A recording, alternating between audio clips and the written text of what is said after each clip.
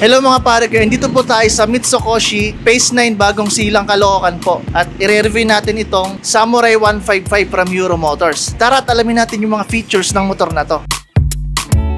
Don't give me space when we both need some company. Don't play it safe. You'll never get just what you need. Don't look away.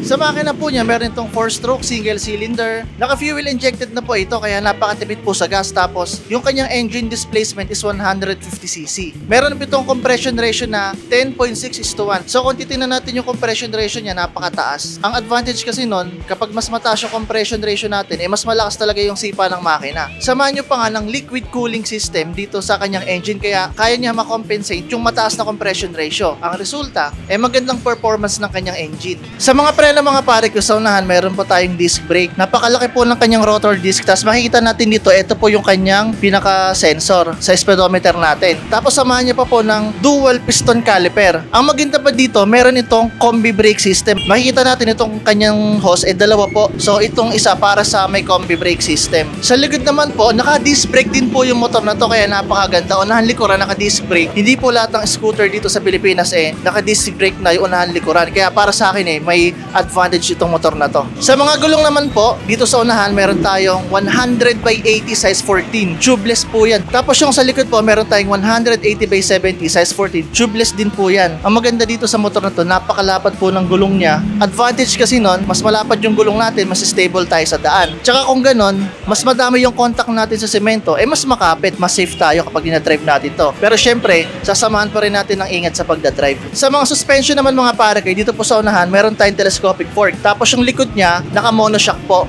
Dito naman po sa headlight natin mga pare ko, LED po yan. So makikita natin dito sa unahan, napaka-forma talaga ng itsura nito. Tapos yung kulay pa niya, medyo may pagka-matte blue siya. Naka-LED din po yung ating signal light. Pati yung daytime running light natin naka-LED. Tapos ayun yung pinaka-forma niya. Grabe, parang galit na galit, no? Yung kanyang tapalodo naman, dito yung naka-mount sa may pinaka-suspension natin. Hindi siya may pinakataas. Kaya mas para sa akin na mas maangas to. Dito sa part na to mga pare ko, meron tayong mga compartment dito. So ito po yung kanyang compartment. Medyo malalim din siya, no? Ayun, no? So tingnan natin yung phone natin kung kasya dito. So ito ating Poco X-Ray NFC. Ayan, kapag bumiyahe tayo, may malalagyan tayo, kasyang-kasya yung phone natin. Tsaka kahit makalag, okay lang, secure naman yun kasi meron tayo ditong pinaka-cover Huwag i-open natin siya, i-push mo lang siya. Ayan, makukuha na natin yung ating phone dito. So ayan yung lalim niya. Dito naman sa kanan, medyo malalim din po siya. Try natin ulit yung phone natin. Ayun, medyo halos lubog na rin yung ating phone dito. Medyo malalim siya pero hindi siya advisable lagyan ng mga ganito. Pwede yun, mga basahan natin or kahit yung ibang mga bagay na kakasya dito kasi malalim naman siya Huwag lang yung mga mahalagang gamit kasi wala siyang takip dito. Tsaka mababasa siya ng ulan. Unlike dito, hindi po siya mababasa ng ulan kapag nilagay natin dito yung mga mahalagang gamit natin, yung wallet or yung phone. Tapos dito, meron po tayo ditong hook kapag mamamalengke tayo or mamimili tayo grocery, ayan, may pagsasabitan tayo. Tapos ang maganda pa dito, meron tayo dito footboard, komportable yung paa natin dito. Ayun, napakalawak po niyan. Dito makikita natin po yung lagayan ng battery natin. Ito po sa part na to. Bubuksan nyo lang po yan. Tapos, dyan na yung battery. Dito naman po, wala po tayong makikitang hook dito. Pero dito, may mga parang ventilation siya dito. Para yung hangin, kahit pa paano papasok dito, papunta sa makina, mas mapapalamig pa rin niya yung makina. Parang dual purpose na to. Dagdag forma, tapos mapapalamig pa niya yung makina. Dito naman, hindi ko alam kung tagusan to sa loob, Kasi pag tutulak natin, gumagalaw siya. So, kung ganon, possible, papasok din dito yung hangin, mapapalamig din yung makina natin. Tapos makikita natin dito, may nakalagay po dyan, liquid cooling. So, itong makina na to is naka-liquid cool. Ito po yung kanyang foot peg, naka-aluminum po tayo dyan. Tapos ito yung ating side stand. Dito po sa kanyang instrument panel, all LED na po yan. Tapos dito, meron tayong smart key. So, para i-open natin yan, kailangan malapit sa inyo yung susi. Tapos pupush natin itong knob niya. Pag nag-blue na yan, yun yung time na pwede natin siya ikutin. Alright, tapos ito yung kanyang instrument panel, grabe. Parang analog pag binuksan nyo, no? Pero all digital na po yan. So dito makikita natin yung mga information like itong engine temperature, meron na siya. Fuel gauge, meron tayong orasan dito, ay nakalagay yung clock. Meron tayong speedometer hanggang 140 km per hour. Meron din tayong tachometer or RPM, tapos merong odometer. Kapag magsisignal tayo, ayun o, andito na rin sa panel yung pinakailaw niya. So para mabago natin yung mga information dito, i-hold mo lang pala to. Pag hold nyo dito, pero touchscreen to i-hold mo lang yung kamay niya. Pag niya, nag-blink na to, pag natapos na siya mag-blink, hold mo ulit na matagal. So mapupunta tayo dito sa orasan. So ito yun naman, pwede mabaguhin yan, no? 40, 13, 12, ayan. Tapos ito naman pataas. Tapos para mapunta naman tayo dun sa 15, hold mo lang ulit ito. O, napunta naman tayo doon. So ito rin pataas, ay pababa, tapos ito yung pataas na bilang. Tapos para naman mapunta ulit tayo sa ibang information, hold mo lang ulit ito. Ayun, napunta naman tayo dito. Ito naman po, pwede kayong mamili kung kilometer or miles per hour. So ito yung kanyang odometer, no?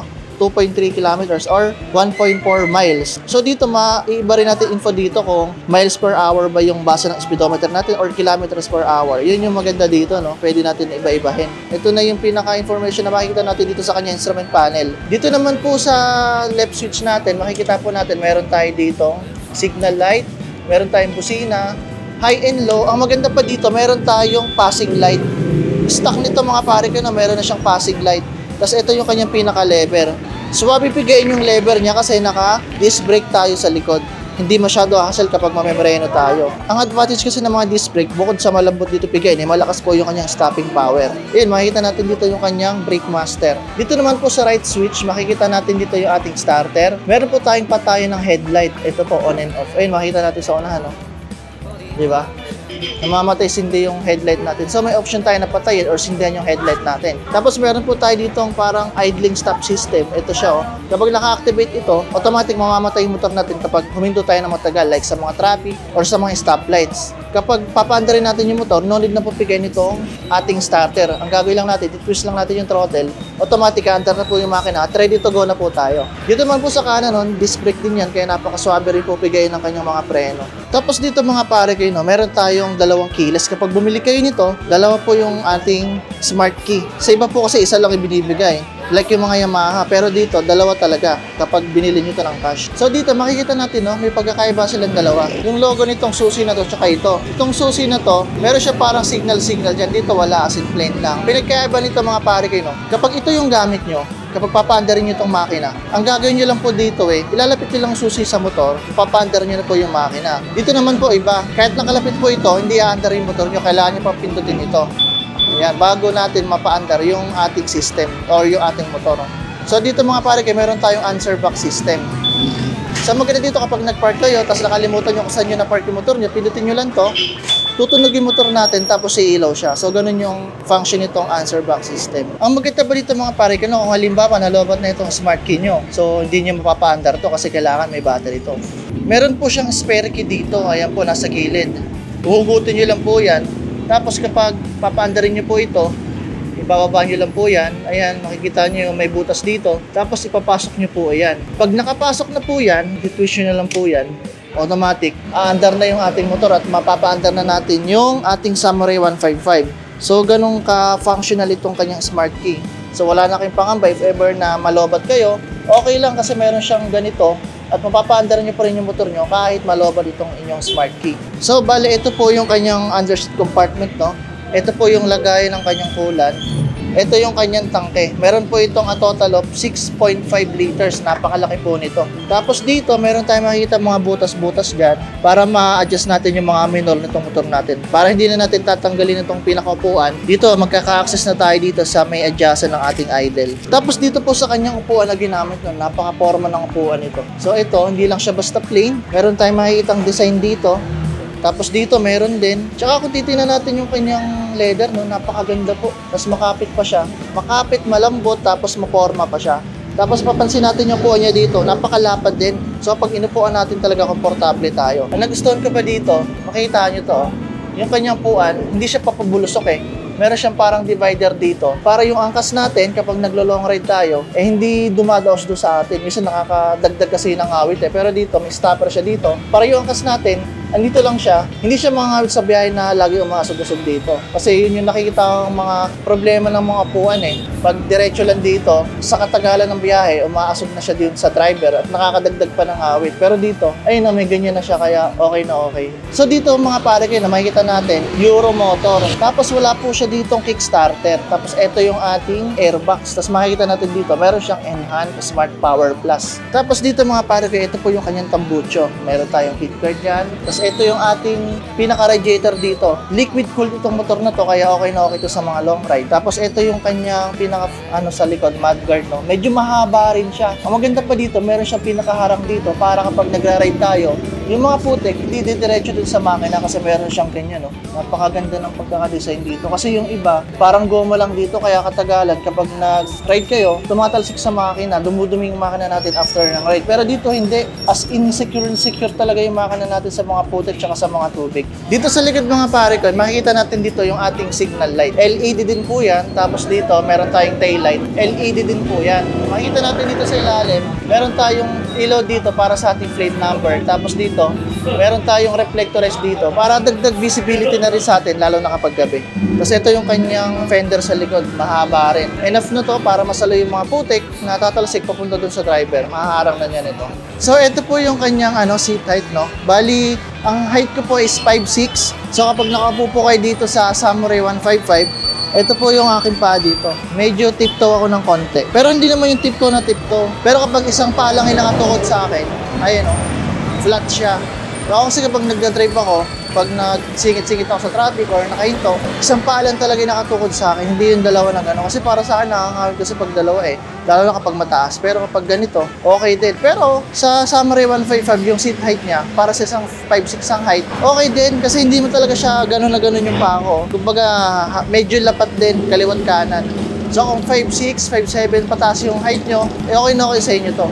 Pero kung mga 5'5", kaya-kaya pa to eh. 5'5", 5'4", kaya-kaya pa naman. Kasi kapag medyo mas maliit kayo, pwede kayo umasog dito sa unahan, no? Eh, no, tiyan mo, umasog ako sa unahan, flat-footed na kaliwat kanan. So, ganun yung diskarte. So, ako, ganun din yung ginagawa ko eh. Pag nakaupo kayo dito sa medyo likod, kayo, tipto. Pero kapag traffic, kung medyo maliit kayo yung height nyo, asog lang kayo sa unahan, makikita nyo, flat-footed na kaliwat kanan. So, ganun lang diskarte sa mga ganitong scooter.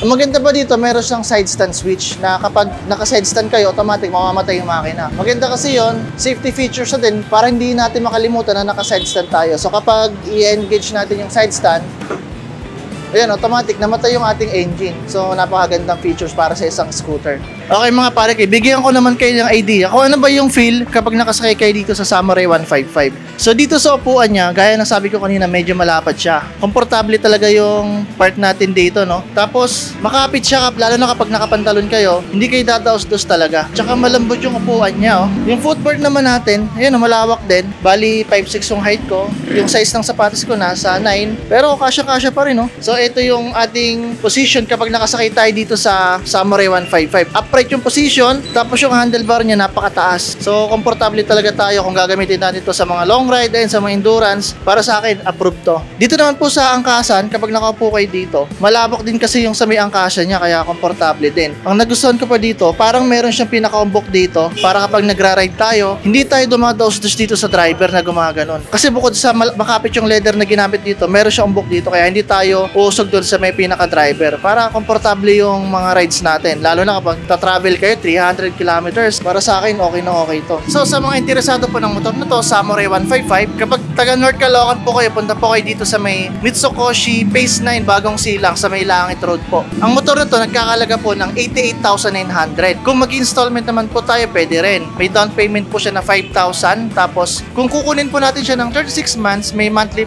amortization po tayo na 4,135. Kung 24 months naman mga pare is 5,401. Kung isang taon lang naman po natin kukunin, meron po tayong 9,199. Ang maganda pa dito mga pare, kapag on time kayo magbabayad or mas maaga pa kayo magbabayad ng motor, may rebate po siya na 300 pesos. Para sa akin medyo malaki yun kasi iba napabalitaan ko, 200 pesos lang, pero ito 300 pesos. So kung yung monthly amortization nyo na 36 months na 4,135, so papatak lang siya ng mga 3,000 plus na lang. So ang laking bawas para sa monthly amortization natin. So ulitin ko mga pare kayo sa mga interesado po ng motor na to, kung taga North Caloocan po kayo or malapit po kayo dito sa North Caloocan, bumisita lang po kayo dito sa Mitsukoshi Phase 9 Bagong Silang.